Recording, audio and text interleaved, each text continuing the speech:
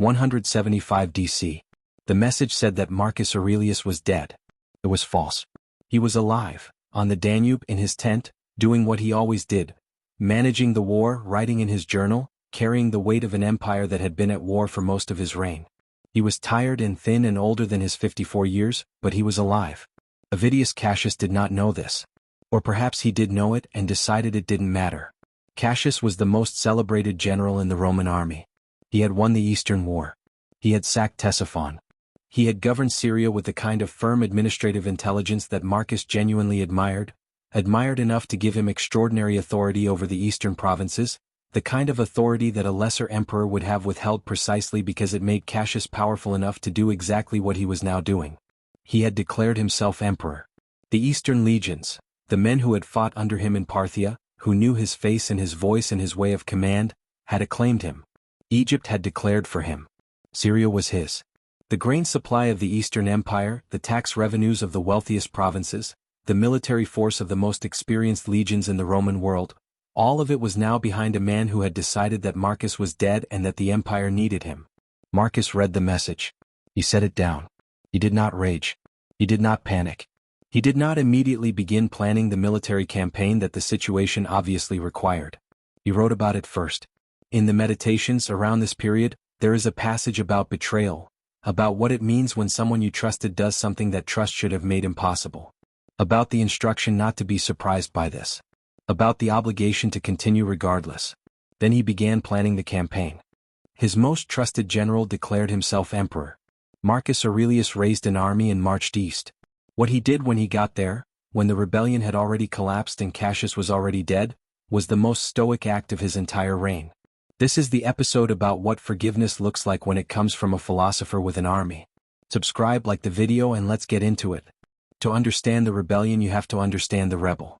Avidius Cassius was not a fool. He was not a reckless opportunist gambling on a false rumor. He was a man who had spent decades at the highest levels of Roman military command, who understood the empire's situation with the clarity of genuine intelligence, and who had made a calculation that, from where he was standing, had a certain cold logic to it. The calculation was this: Marcus Aurelius was dying. Not dead yet, perhaps, but the rumors of his declining health were consistent and detailed. The Germanic wars showed no sign of ending. The plague had weakened the empire structurally. And the heir, Commodus, Marcus's biological son, was 16 years old, untested, and showing none of his father's qualities. Someone was going to have to hold the empire together when Marcus died. Cassius had decided that someone should be him. He was wrong about the timing. He was wrong about Marcus's condition. And he was wrong, fundamentally, about what Marcus Aurelius would do when faced with a general who had decided that the empire was more important than the man governing it. He did not know Marcus well enough. Nobody who reduced Marcus Aurelius to a dying emperor had understood him at all. Marcus's first public response to the rebellion was a speech to his troops. The sources preserve fragments of it. He told his soldiers that he was not afraid of civil war, that he had lived simply enough that losing power held no terror for him. He told them that if the empire had decided Cassius should rule, he would yield without resistance. He told them that what mattered was not who held the throne but that the throne was held well. He meant it. This is the part that contemporaries found hardest to process. Roman civil wars had a template. The incumbent fought with everything available, the challenger fought back, one of them died and the other built monuments to his victory. The idea that an emperor might genuinely be willing to yield if the empire's judgment went against him was not part of the template. But Marcus also raised an army and marched east. Not because he wanted to fight Cassius. Because the alternative, leaving the eastern provinces under rebel control, allowing the empire's eastern revenues and grain supply to remain in hostile hands, was worse than the campaign. He was not going east to punish Cassius. He was going east to resolve the situation with the minimum necessary force. He wrote to the Senate during the march. He asked them not to execute any senator who had supported Cassius. He asked them not to confiscate property. He asked them to maintain the specific clemency that he intended to show personally. The Senate, accustomed to emperors who used civil war as an opportunity to settle old scores, was confused. Marcus was not settling scores. He was conducting policy. The rebellion lasted 3 months and 6 days. Cassius had declared in April 175. By July, his own officers had killed him. The sources give different accounts of the specific circumstances. A centurion named Antonius or a decurion named Mucius, depending on which source you read, struck Cassius down and brought his head to Marcus Aurelius. Marcus refused to look at it. He ordered the head buried without display. He refused the trophy that Roman tradition would have made of it. The severed head of a rebel was normally displayed publicly as a warning. Marcus declined the warning. He had not wanted Cassius dead. He had wanted the rebellion resolved, which was a different thing, and the manner of its resolution, assassination by Cassius's own officers, was not the manner he would have chosen. He continued east anyway. The eastern provinces needed to see him. They needed to understand that the rebellion had not weakened him, that the empire was intact, that the transfer of loyalty from Cassius back to Marcus was permanent and official and witnessed by the emperor in person. He toured the east. He heard cases. He administered justice. He pardoned, systematically and deliberately, everyone who could be pardoned. The pardons were not sentimental. Marcus burned the papers. Cassius had kept, as any competent administrator would, records of his correspondence during the rebellion, letters from senators, officials and military commanders who had supported him or expressed sympathy with his position. These records, if read and acted upon, would have provided the basis for prosecutions, confiscations and executions across the Eastern Empire. Marcus burned them without reading them. He said, and the sources record this, that he did not want to know who had written to Cassius, because knowing would create an obligation to act on the knowledge, and acting on the knowledge would mean punishing people for having made a reasonable calculation in uncertain circumstances. The calculation had been wrong. The circumstances had been uncertain. The people who had made it were now his subjects again. He burned the papers. The Senate was confused again.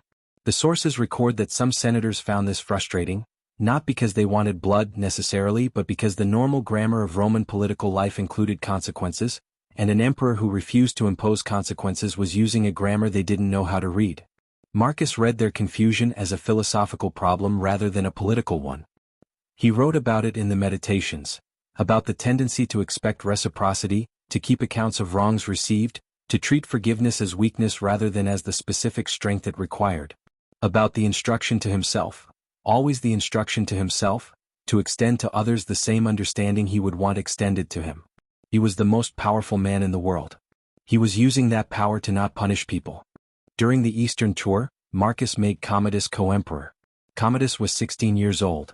The decision has been debated by historians ever since, called Marcus's greatest failure, the moment when the philosopher-emperor allowed personal sentiment to override political judgment. The Antonine system of adoption had worked precisely because each emperor had chosen his successor based on merit rather than biology. Nerva had chosen Trajan. Trajan had chosen Hadrian. Hadrian had chosen Antoninus. Antoninus had chosen Marcus. The chain broke with Commodus. Marcus knew Commodus was not what he himself had been at 16. The sources suggest he knew it clearly, that he had watched his son with the same careful attention he brought to everything and had arrived at an assessment that was not comfortable. Commodus was vain. He was more interested in gladiatorial combat than governance. He showed none of the philosophical seriousness that Marcus had displayed at the same age. But Marcus also had reasons. The rebellion of Cassius had demonstrated what happened when the succession was unclear. Capable men made their own calculations about who should rule and acted on those calculations with armies. A designated heir, publicly confirmed, reduced the space for those calculations. It was not a guarantee. It was a reduction of risk. He also simply loved his son. The Meditations do not discuss Commodus directly. But a father who had buried 8 of his 14 children, who had watched his wife die in a village in Asia Minor, who had spent 15 years governing an empire while trying to maintain some interior space that was purely his own, that father's decision to give his surviving son the throne cannot be reduced entirely to political miscalculation. It was also love. Love was not always wise. Marcus knew this too. 176 DC. Marcus returned to Rome. For the first time in years he was in the city that was technically his capital. The city he had left to fight wars and manage rebellions and tour provinces and bury his wife. Rome received him with the ceremonies appropriate to a returning emperor, the Senate's formal welcome, the public celebrations, the religious observances that marked the restoration of imperial order after the crisis of the rebellion. He sat through all of it with the patience he brought to everything that needed to be sat through. And then, as soon as the ceremonies allowed, he went back to the northern frontier. The Germanic wars were not finished. They would never quite be finished. Not in his lifetime, not in the way that the Eastern War had been finished, with a sacked capital and a negotiated peace. The Danube frontier was a permanent condition, not a problem with a solution. It required permanent management, permanent military presence, permanent attention. He had two things left to do. Win enough of the Germanic War to establish a stable frontier. And decide, finally, what to do about Commodus. The second problem was harder than the first.